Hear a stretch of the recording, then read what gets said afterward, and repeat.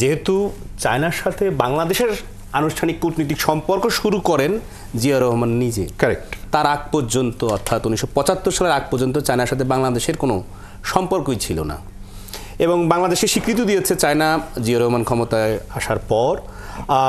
কিন্তু আমাদের বাংলাদেশের যদি অবস্থা বলেন, যে সাধারণত গত 15 বছরের ইতিহাসে আমরা যদি দেখি যে ক্ষমতা গ্রহণের বা বারবার ভোটে বিনা ভোটে যেটি আপনি বলেন, নির্বাচিত হবার পর প্রথম সফরে গেছেন ভারতে, কিন্তু প্রধান উপদেষ্টা তিনি ভারতের আগে চায়নায় গেলেন, মানে এতে কোনো বাংলাদেশের মধ্যে কোনো নেতিবাচক প্রভাব পড়ার আশঙ্কা আছে?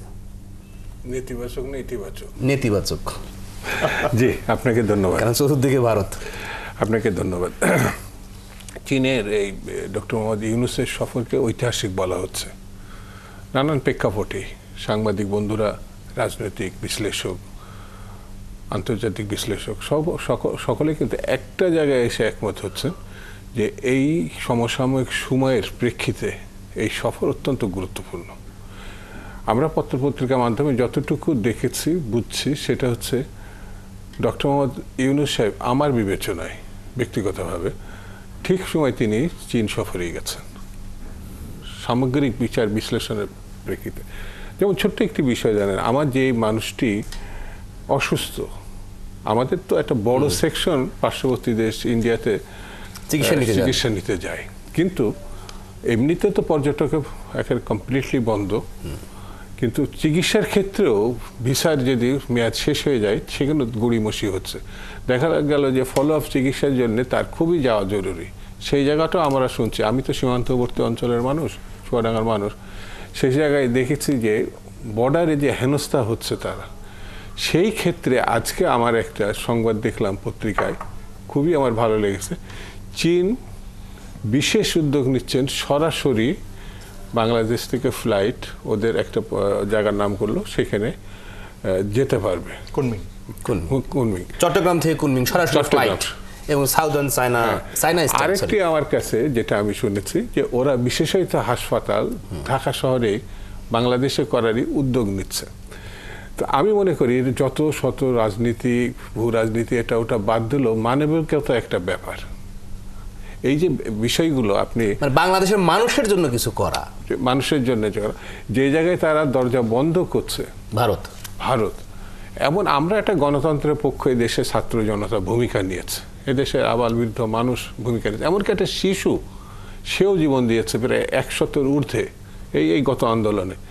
কিন্তু যারা গণতন্ত্রের দাবিদার তারা গণতন্ত্রের সপক্ষের জনতার বা দেশের বা মানুষের পক্ষে না গিয়ে যে খুনি, যে লুটেরা, এবং শুধু লুটেরা খুনি বললে এটা কিন্তু কম বলা হবে, এটা ভয়াবহ খুনি, ভয়াবহ লুটেরা, তাকে যথাযথ সম্মান সহকারে, যার একটা লাথি দিয়ে বের করে দেওয়ার কথা, তাকে ওখানে তারা পড়ছে। অথচ চীন, যেটা আপনি একটু ব্যাখ্যা বিশ্লেষণ দিচ্ছে, যে আমাদের যে উন্নয়ন বলতে যেটা বোঝায় যে জোনগুলো তারা আছে অর্থনৈতিক জোন, সেখানে তারা এই পরিবর্তনের পরেও কিন্তু সমান তালে কিছু কিছু ক্ষেত্রে একটু বেশি এগিয়ে রয়েছে। তার মানে আমার শ্রমিকের সেখানে কাজটা ক্ষুণ্ণ হয়নি, যারা খেটে খাওয়া মানুষের। তো খেটে খাওয়ার মানুষের পক্ষে যদি ধরেন একটি দেশ থাকে এই সংকটকালীন সময়ে, তাহলে আমি তো তাকে ধন্যবাদ জানাতে পারতাম। কিছুদিন আগে আমি আমাদের দলের উদ্যোগেরই অনেকজন নীলফামারীতে যে তিস্তার পাশে যে উদ্যোগটা হলো, লং মার্চ হয়েছিল, না ওখানে যে সমাবেশটা সেটা দেখলে বোঝা যাবে। আমি ওখানে ছিলাম নিজে, নীলফামারী যে মানে দুলু সাহেব যে মানে সমাবেশ করছে শুধু নীলফামারীতে 5টা জেলাতে মিলে, যেখান থেকে এই তিস্তার পুরো গেছে বেসিনটা জুড়ে, মানে এই পানি যে কতটা আপনার কৃষির জন্য, মানুষের জীবন বৈচিত্র্যের জন্য কতটা প্রয়োজন, ওই জায়গায় না গেলে কিন্তু বোঝা যাবে না। এটা খালের মতো পানি আসছে। এমনকি এই মিছিলের কথা যখন বলেছে তার 2 দিন আগে এই মিছিলকে ভণ্ডুল করার জন্য পানি ছেড়ে দেওয়া হয়েছে, অপ্রত্যাশিতভাবে পানি ছেড়ে দেওয়া হয়েছে ভারত থেকে। তো আমরা 71 মুক্তিযুদ্ধের সময় তাদের যে সহায়তা, সেই জন্য আজীবন আমরা কৃতজ্ঞ তাদের কাছে।